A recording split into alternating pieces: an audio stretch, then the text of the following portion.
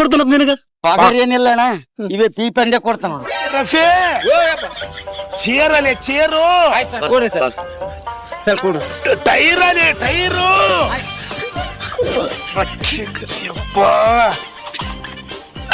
ಮಣ್ಣವ್ರ ಯಾಕೆ ಸಾಬ್ರು ಹಿಂಗ ಮುಳುಗತ್ತಾರ ಮೂಲವ್ಯಾಧಿ ಆಗ್ಯದ್ರಿ ಮೂಲವ್ಯಾಧಿ ಮುಳುವ್ಯಾಧಿ ಆಗ್ಯದ ಕಾಸು ಬಾಳ ತಂಗದ್ ಬಿಡಪ್ಪ ಬಾಳ ತ್ರಾಸಪ್ಪ ಎಲ್ಲೆಲ್ಲೇ ಬೆಂಗಳೂರು ಶಿವಮೊಗ್ಗ ಉಡುಪಿ ಚಿತ್ರದುರ್ಗ ಕಂಡಂಗ ತಿರುಗಿ ಬಂದಿ ಓ ಮಾರಾಯ 4 ತಂಡ ಆಗ್ಯದ ಆಪರೇಷನ್ ಇಲ್ಲಿ ನಮ್ ರಾಯಚೂರಲ್ಲಿ ಪೂರ್ಣಿಮಾ ಆಯುರ್ವೇದಿಕ್ ಹಾಸ್ಪಿಟ್ಲ್ ಇಂತ ಚಲೋ ಹಾಸ್ಪಿಟ್ಲ್ ಬಿಟ್ಟು ನೀವು ಬೊಂಬಾಯಿ ಮದ್ರಾಸು ಉಡುಪಿ ಯಾಕೆ ಹೋಗಿದ್ರಿ? ರಾಯಚೂರಾಗ ದವಾಖಾನೆ ಇಟ್ಕೊಂಡು ನನಗ ಬೊಂಬಾಯಿ ಗಿಂಬಾಯಿ ಕರ್ಕೊಂಡು ಹೋಗಿ ಕೀಟ್ ಆಗಲ್ಲ ಕೇಳಿದ್ರಿ ಬೆನ್ನು ಸಾಯಿ ಇಲ್ಲ ಅದ ಬರ್ರಿ ಸರ್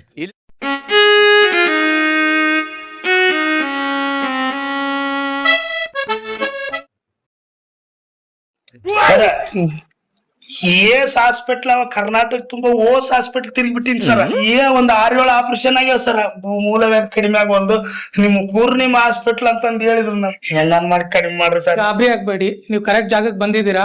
ನಿಮ್ ಜವಾಬ್ದಾರಿ ನಮ್ದು.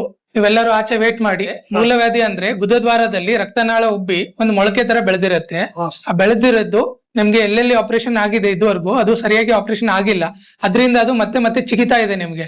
ಸೊ ನಮ್ಮ ಆಯುರ್ವೇದದಲ್ಲಿ ಅದಕ್ಕೆ ಕ್ಷಾರಕರ್ಮ ಮತ್ತೆ ಕ್ಷಾರಸೂತ್ರ ಅಂತ ಚಿಕಿತ್ಸೆ ಇದೆ. ಅದರಿಂದ ನಾವು ಅದನ್ನ ಮತ್ತೆ ರಿಟರ್ನ್ ಬರ್ದೇ ಇರೋ ತರ ಮತ್ತೆ ಯಾವುದೇ ತರಹದ ಕಾಂಪ್ಲಿಕೇಶನ್ ಆಗದೆ ಇರೋ ತರ ನಿಮ್ಗೆ ಚಿಕಿತ್ಸೆ ಮಾಡಿ ಕೊಡ್ತೀವಿ, ಅದು ಆಯುರ್ವೇದ ರೀತಿಯಲ್ಲಿ.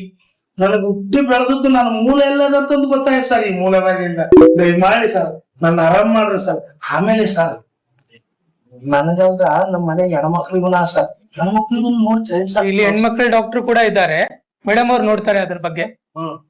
ನೀವು ಹೆಣ್ಮಕ್ಳಿಗೆ ಏನಾಗ್ತದೆ? ಹೌದು ಸರ್, ಹೆಣ್ಣು ಮಕ್ಕಳಿಗೆ ಯಾವ್ದಾದ್ರು ಪ್ರಾಬ್ಲಮ್ ಇರಲಿ ಏನೇ ಸಂಕೋಚ ಇಲ್ಲದೆ ನನ್ನ ಹತ್ರ ಬಂದು ತೋರಿಸ್ಕೊಳ್ಳಿ. ಓಕೆ, 100% ಕ್ಯೂರ್ ಆಗುತ್ತೆ. ಟ್ರೀಟ್ಮೆಂಟ್ ಒಂದೇ ದಿನ, ಬಟ್ ಅದಕ್ಕೆ ಫಾಲೋ ಅಪ್ 3 ವಾರದವರೆಗೂ ಬೇಕಾಗುತ್ತೆ. ಪೂರ್ಣಿಮಾ ಹಾಸ್ಪಿಟ್ಲ್ ಬಂಗಾರದಂಗ ಇಲ್ಲ ಅದ ಮಂತ್ರಾಲಯದಾರಿಗೆ ಸ್ಪೆಷಲಿಸ್ಟ್ ಡಾಕ್ಟರ್ ಸಣ್ಣ ಕೂಸಿಗೆ ಹೇಳಿದ ಹೆಂಗ್ ಹೇಳ್ತಾರಲ್ಲಿ ನೀನೆಂತವ್ರಿ ಅಮ್ಮ. ಮೂಲವ್ಯಾಧಿ ಇದು ಕೇವಲ ಒಂದು ಕಾಯಿಲೆಯಲ್ಲ, ಪ್ರತಿದಿನವೂ ನೋವು, ಸಂಕೋಚ ಮತ್ತು ಮೌನವಾಗಿ ಸಹಿಸಬೇಕಾದ ಯಾತನೆ. ನಿಮ್ಮ ಆರೋಗ್ಯ, ನಿಮ್ಮ ನಗು, ನಿಮ್ಮ ಕುಟುಂಬದ ಸಂತೋಷ ಇದೆಲ್ಲವೂ ಅಮೂಲ್ಯ. ಆಯುರ್ವೇದದೊಂದಿಗೆ ಹೊಸ ಬದುಕನ್ನು ಆರಂಭಿಸಿ. ಒಂದು ಸಲ ಭೇಟಿ ನೀಡಿ.